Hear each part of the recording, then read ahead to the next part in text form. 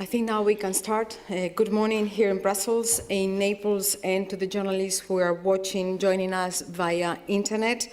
I welcome today the commander of Operation Unified Protector, General Bouchard, who is joining us from Naples. I will hand over straight to our commander. Mon général, vous avez la parole. Merci beaucoup, Carmen. Good morning, ladies and gentlemen.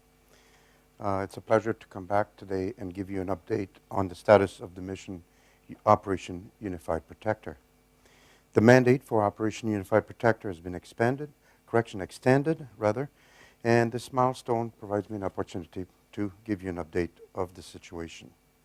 The Secretary General of NATO has announced the extension by another 90 days, and that means for NATO forces that we will continue to our missions to enforce the embargo, enforce a no-fly zone, and continue with the protection of the civilian population.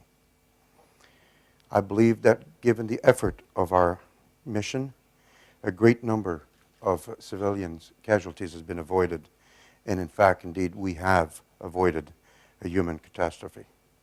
Our success will be shown in the next maps as we look through them, but I think it'll become obvious to all the road to OUP has been between our first days on the 31st of March to today.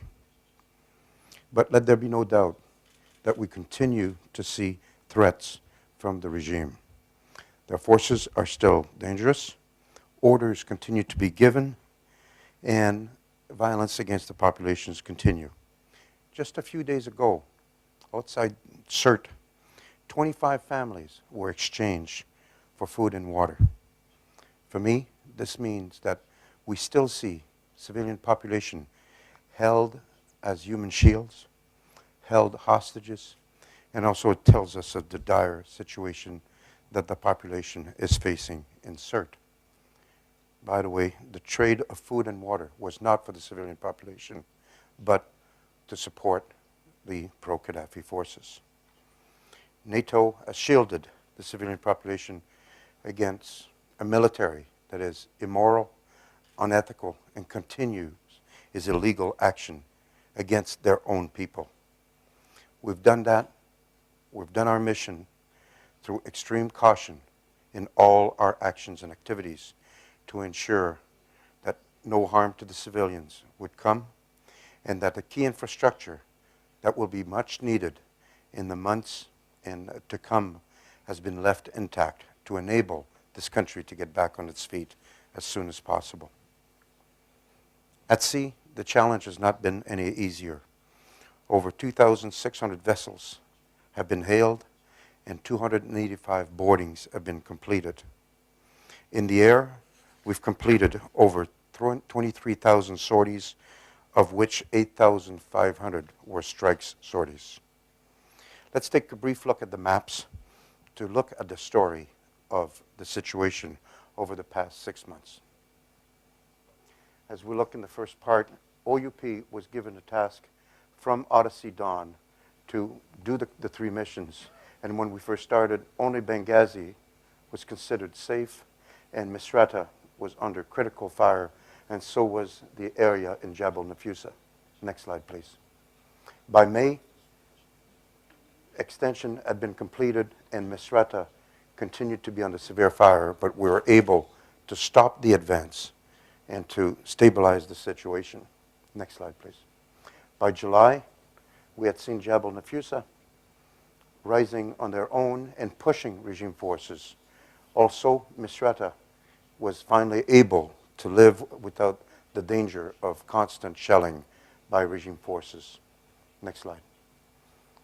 By August, all of the area in yellow were under anti-Gaddafi control, NTC control, and only a small area here remained. Today, next slide, we're pleased to report that there are only 3 isolated areas where regime forces continue to impose their will on the population in the area of Sirte, Bani Walid, and Al Fuqua. As you can see, the situation has progressed throughout the months, the 6 months that this operation has been going.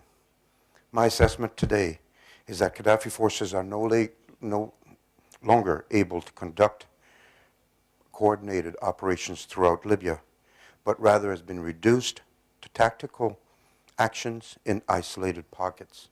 And it's only a matter of time before these issues are being resolved.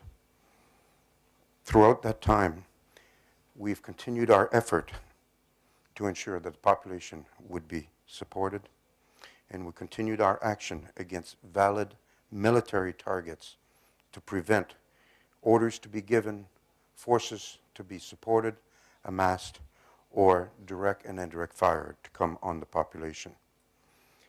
As of today, we assess that around 200,000 people still face actions by regime forces. On a positive side, we're also aware of the restoration of services and the return to normalcy in many of the city. Misrata, Benghazi, Jebel Nafusa area, and indeed Tripoli are all returning back to normalcy where rule of law and order has been restored. We also do not assess that a humanitarian crisis is looming, although we do acknowledge that some areas are at more risk than others. The new UN Resolution 2009 has been passed, and for us, it means no major change in the no-fly zone, as we will continue to maintain it. We will continue to deny permission to any aircraft to take off from Libya, land or overfly Libya if the aircraft is suspected of containing items prohibited by the United Nations Security Council Resolution 1970. The UN Security Council Resolution 2009 lifts the ban on registered, owned, and operated aircraft by the NTC. And I want to stress, however, that the no-fly zone is still in effect and that NATO continues to manage the airspace in the surrounding area and over Libya.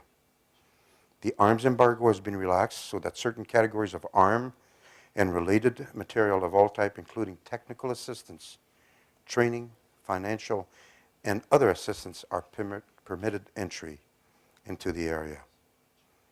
We also welcome the appointment of Mr. Martin as the United Nations Secretary General Representative to Libya.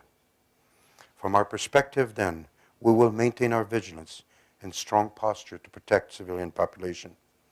We will continue to enforce the no-fly zone and the arms embargo, and we will continue to do so with professionalism, dedication, and extreme care in all our activity.